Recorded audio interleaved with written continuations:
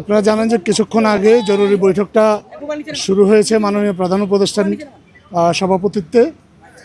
ওখানে আরও বেশ কয়েকজন উপদেষ্টা আছেন। আমাদের মাননীয় অর্থ উপদেষ্টা আছেন সালাউদ্দিন আহমেদ ডক্টর, বাণিজ্য উপদেষ্টা বশির আহমেদ আছেন, বাংলাদেশ ব্যাংকের গভর্নর আসানিস মনসুর উনি আছেন, আরও আছেন জাতীয় রাজস্ব বোর্ডের চেয়ারম্যান বিশেষ দূত লুৎফি সিদ্দিকী আছেন, প্রধান উপদেষ্টার মুখ্য সচিব জনাব সিরাজউদ্দিন সাথী উনি আছেন। আর এর বাইরে আমরা এক্সপেক্ট করছি কিছুক্ষণের মধ্যে হয়তো বিশ্বব্যাংকের প্রাক্তন অর্থনীতিবিদ ডক্টর জাহিদি সাত্তার উনি যোগ দেবেন এই সভায়।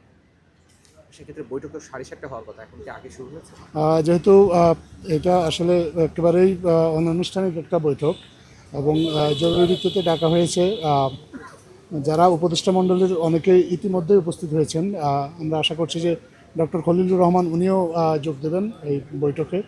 তো তারা যেহেতু উপস্থিত হয়েছেন এবং আজকে মাননীয় প্রধান উপদেষ্টার আসলে শিডিউলে আর অন্য কোনো প্রোগ্রাম যেহেতু নাই, মিটিংটা শুরু হয়ে গেছে, ওনারা ইতিমধ্যে আলোচনা শুরু করে দিয়েছেন।